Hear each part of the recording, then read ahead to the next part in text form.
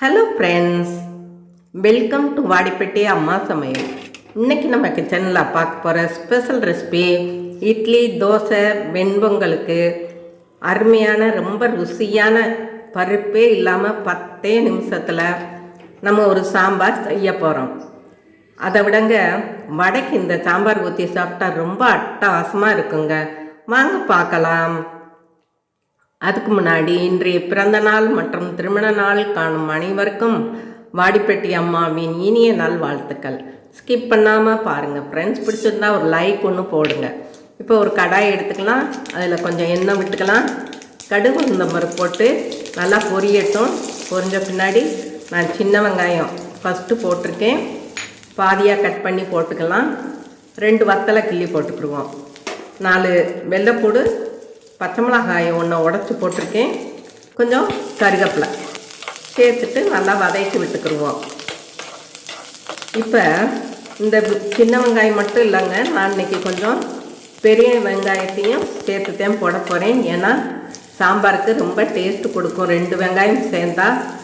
இப்போ கொஞ்சம் பெருங்காயத்தூள் அதையும் நம்ம சேர்த்துக்கலாம். சேர்த்துட்டு இந்த வெங்காயம் ஒரு கண்ணாடி பதத்துக்கு வந்தால் போதுமானது. பாருங்கள், இப்போ பெரிய வெங்காயமும் சேர்த்துக்கிடுவோம். பொடியாத்தையும் கட் பண்ணியிருக்கேன். நல்லா வதங்கட்டும். பாருங்கள், இந்த அளவுக்கு வதங்கிருச்சு, நிறம் மாறிடுச்சுல, இதே போதும். இப்போ நம்ம இது கூட 3 தக்காளி கட் பண்ணி வச்சுருக்கேன், அதையும் சேர்த்துக்கலாம். சேர்த்துட்டு நல்லா கிளறி கொடுத்துக்குருவோம். வதங்கட்டும். இப்போ வர தக்காளியெல்லாம் ரொம்ப கெட்டியாக இருக்குங்க, வதங்கவே மாட்டேங்குது. பாருங்கள், இப்போ அதுக்கு தேவையான உப்பு போட்டுக்கலாம். உப்பு போட்டால் சீக்கிரம் எந்த காயும் வெந்துடும். இப்போ பாருங்கள், கொஞ்சம் கொஞ்சமாக வதங்கிக்கிட்டு வருது. இந்த தக்காளி வெங்காயம்லாம் நல்லா வதங்கி வந்தாத்தே சாம்பாருக்கு நல்லாயிருக்கும். ஏன்னா நம்ம பருப்பு போடாமல் செய்கிறோம் இல்லையா, அதனால குழம்பா வரணும். பாருங்கள், இப்போ நல்லா வெந்துருச்சு. வெந்ததை நான் ஒரு விஸ்கு வச்சு இன்னுமே நல்லா கடைஞ்சி எடுத்துக்கலாம். அப்போத்தான் நம்ம ஊத்தையில் நல்லா சாம்பார் மாதிரி தொட்டு சாப்பிட்றதுக்கு ருசியாக இருக்கும். இப்போ நல்லா கடைஞ்சிட்டோம் பாருங்கள், இந்த அளவுக்கு இருக்கணும். இப்போ நம்ம மஞ்சத்தூள் போட்டுக்கலாம். கொஞ்சம் தேவையான அளவு. நான் 2 ஸ்பூன் குழம்பு மிளகாய் தூள் போட்டிருக்கேன்.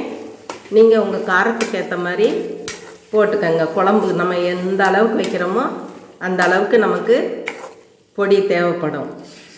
இப்போ இதுக்கு குழம்புக்கு ஏற்ற மாதிரி தண்ணி சேர்த்துக்கலாம். தண்ணி சேர்த்துட்டு நல்லா கிளறி கொடுத்துக்குருவோம். இப்போ குழம்பு நல்லா கொதிச்சுக்கிட்டு இருக்கட்டும். ஏன்னா இந்த பச்சை வாடையெல்லாம் போகணும் இல்லையா, அதனால் கொதிக்கட்டும். இப்போ இந்த குழம்புக்கு முக்கியமான ஒரு பொருள் சேர்க்க போகிறோங்க. 2 ஸ்பூன் பொட்டுக்கடலை எடுத்துக்கலாம். 1/4 டீஸ்பூன் சோம்பு எடுத்துக்கலாங்க. எடுத்துகிட்டு நல்லா பவுட்ரு பண்ணிட்டு வந்துடணும்.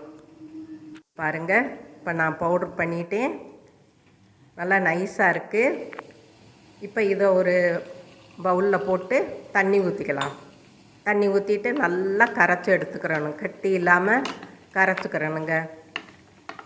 இப்போ நல்லா கரைச்சாச்சு. நான் இன்னுமே கொஞ்சம் தண்ணி ஊற்றுறேன். ஏன்னா இது ஊற்றினா குழம்பு கொஞ்சம் திக்காகும், அதனால கொஞ்சம் தண்ணி ஊற்றிக்கலாம். பாருங்கள், இங்கிட்டு நல்லா குழம்பு பச்சை வாடை போக நல்லா கொதிச்சு வத்திடுச்சு. இப்போ இந்த பொரியலை கரைச்சதை இதோட சேர்த்துக்கலாம். சேர்த்துட்டு நம்ம கிண்டி விட்டுறணும், இல்லாட்டி அங்கங்கே கட்டி சேர்ந்துடும். பாருங்கள், நல்லா கிளறி கொடுத்துக்கிட்டு இருக்கணும். குழம்பு ரொம்ப கொதிக்கக்கூடாது, ஓரளவு கொதிச்சாவே போதுமானது.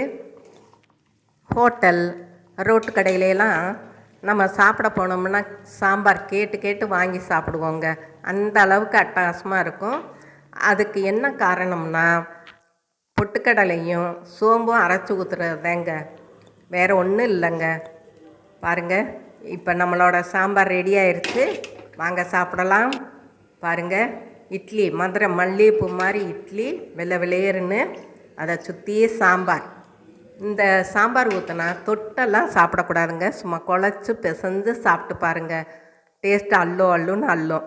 அவ்வளோதாங்க, இதுவரை சப்ஸ்கிரைப் பண்ணாதவங்க சப்ஸ்கிரைப் பண்ணுங்கப்பா. ஆளுங்கிற பெல் பட்டனை தொடுங்க. லைக் பண்ணுங்கள், ஷேர் பண்ணுங்கள், கமெண்ட் பண்ணுங்கள். நீங்களும் உங்கள் வீட்டில் ட்ரை பண்ணுங்கள். சாப்பிடுங்க, சந்தோஷமாக இருங்க. நன்றி, வணக்கம்.